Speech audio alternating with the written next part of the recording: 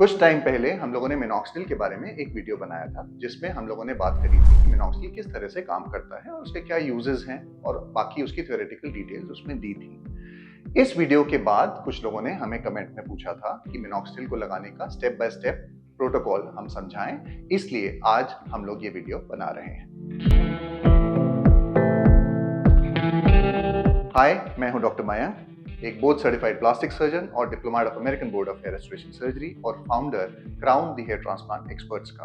और ये हैं कृष्णा, हमारी टीम के एक मेंबर जो हमारी आज हेल्प करेंगे कि हम मिनॉक्सिडिल किस तरह से लगा सकते हैं। सो आइए आज हम पहले देखें कि मिनॉक्सिडिल की बॉटल जब हम खोलते हैं तो उसमें हमें क्या क्या चीजें मिलती हैं। सो जब भी आप मिनॉक्सिडिल का बॉक्स खोलेंगे तो उसके अंदर आपको एक बॉटल ऑफ मेडिकेशन मिलेगा, एक ड्रॉपर मिलेगा और एक स्प्रे मिलेगा। नॉर्मली मैं स्प्रे यूज करना रेकमेंड नहीं करता हूं। मैं नॉर्मली अपने पेशेंट्स को हमेशा बोलता हूं कि आप ड्रॉपर यूज करें ताकि आप एक कंट्रोल तरीके से उसको मेजर करके अप्लाई कर सकें। ड्रॉपर के ऊपर एक 1/2 ml और 1 ml का मार्क होता है जिसको आप एग्जैक्टली मेजर करके यूज कर सकते हैं। नॉर्मल डोजेज मिनॉक्सिडिल की 1 ml ट्वाइस अ डे होती है, यानी हर 12 घंटे में लगाने के लिए बोला जाता है। लेकिन नॉर्मली बहुत मुश्किल होता है किसी भी इंसान के लिए जो प्रोफेशनली काम कर रहा है या पढ़ रहा है या स्टूडेंट है कि वो 12-12 घंटे में दोनों बार लगाएं, क्योंकि इससे बाल आपके थोड़े चिपके हुए हो सकते हैं, कुछ स्मेल आ सकती है, थोड़ी सी फ्रिजीनेस हो जाती है, बाल थोड़े कड़े हो जाते हैं। तो ज्यादातर लोग नॉर्मली जो यूज कर पाते हैं वो दिन में एक बार इसको अप्लाई करते हैं। मिनॉक्सिडिल यूज करने से पहले आपका स्कैल्प वॉश्ड होना चाहिए, यानी दिन में एक बार आपने शैम्पू किया होगा। अगर आप उसको शाम को भी लगाने वाले हैं तो आपको फिर से शैम्पू करने की जरूरत नहीं है। जब भी आप उसको लगाएं तब उस टाइम पे आपके सर पे कोई भी पानी या पसीना नहीं होना चाहिए। और आप जब ये लगाएंगे, अगर आप शाम को लगा रहे हैं तो सोने से कम 3 से 4 घंटे पहले इसका एप्लीकेशन जरूर से कर लें, क्योंकि इसको अब्जॉर्ब होने में इतना टाइम लगता है। अगर आप इसको लगाते ही बिस्तर पे जाके सोने वाले हैं तो वो पिलो पे रब करेगा और अल्टीमेटली आपके फेस और कान और ऐसी जगहों पे वो बाल के रुएं लेकर आएगा जो आपको एक्सेप्टेबल नहीं हो सकते हैं। और उसके साथ में जहां पे हमें एक्चुअली में उसका यूज करना है वो हम नहीं देख पाएंगे। तो चलिए अब हम देखते हैं कि हम मिनॉक्सिडिल किस तरह से लगाएंगे। तो जैसा आप देख सकते हैं, इस ड्रॉपर को आप कैप खोलने के बाद इस तरह से फिट करेंगे। जब आप इसको रखेंगे तब भी इस ड्रॉपर को लगा के रख सकते हैं। इस तरह से इसको प्रेस करके इसके अंदर आप एग्जैक्टली वॉल्यूम में 1 ml भर सकते हैं। मैं नॉर्मली रेकमेंड करता हूं कि इसको ½ ml हम 2 बार भरें ताकि आपको एग्जैक्टली क्वांटिटी का आइडिया रहे कि आप कितना यूज कर रहे हैं। जब भी आप इसको लगाएं तो आप एक मिरर के सामने खड़े हो सकते हैं। शीशे के सामने खड़े होने के बाद अपने सर को थोड़ा सा हाई एलिवेटेड रख सकते हैं ताकि वो माथे पे या फेस पे ड्रिप ना करे।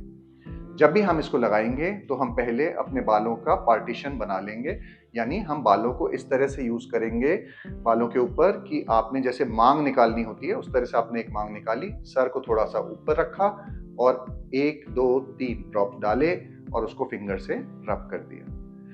इसके बाद आप दूसरी पार्टीशन बनाएं उसी के एडजेसेंट एरिया में और फिर से कुछ ड्रॉप्स डाल के इसको रब कर दें।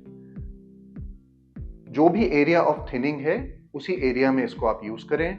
कभी भी इस तरह से ना करें कि आप पूरे सर पे उसको लगाने की कोशिश करें। नॉर्मली जो थिनिंग होती है वो साइड और पीछे वाले एरिया में आपको नहीं दिखती है, इसलिए आपको इस एरिया में इसको यूज नहीं करना है।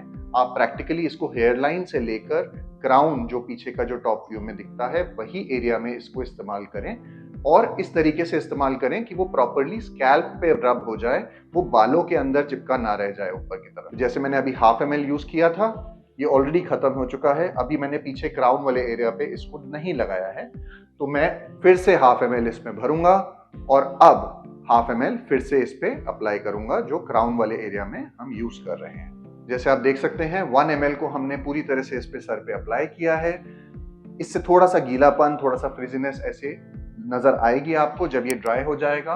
उसके बाद आप इसको कंघी कर सकते हैं एक सॉफ्ट ब्रश से या एक वाइड ब्रिस्टल कोम से, आराम से कोम करके ड्राई होने दे सकते हैं। कोशिश करके इमीडिएटली इसके ऊपर कोई भी हेड गियर यानी कोई टोपी, रुमाल, स्कार्फ या हेलमेट वगैरह ना पहने, इसको अब्जॉर्ब होने दें।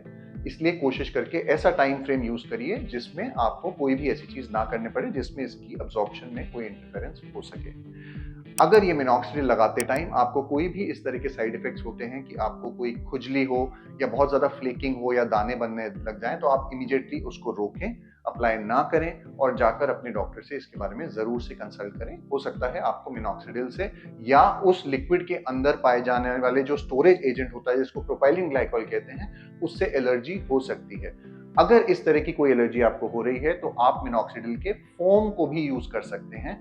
फोम इंडिया में बहुत रेयरली पाया जाता है, लेकिन अगर आप फोम यूज कर रहे हैं तो उसको अप्लाई करने के लिए आप फोम को, उसकी जो कैप होती है उस पर आधा कैप के लेवल का एक मार्क होता है, उतना उस फोम को भर के उंगली पे लेकर इसी तरीके से अप्लाई कर सकते हैं।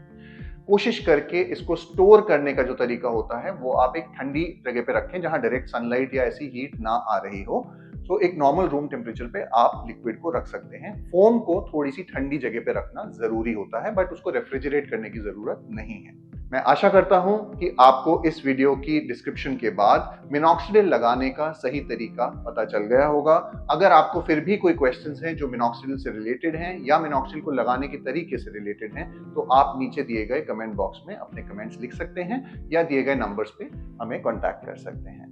अगर आपको ये वीडियो पसंद आया हो तो इसको लाइक और शेयर जरूर करें और इस चैनल को इसी तरह के साइंटिफिक कंटेंट के लिए सब्सक्राइब जरूर करें। Thank you.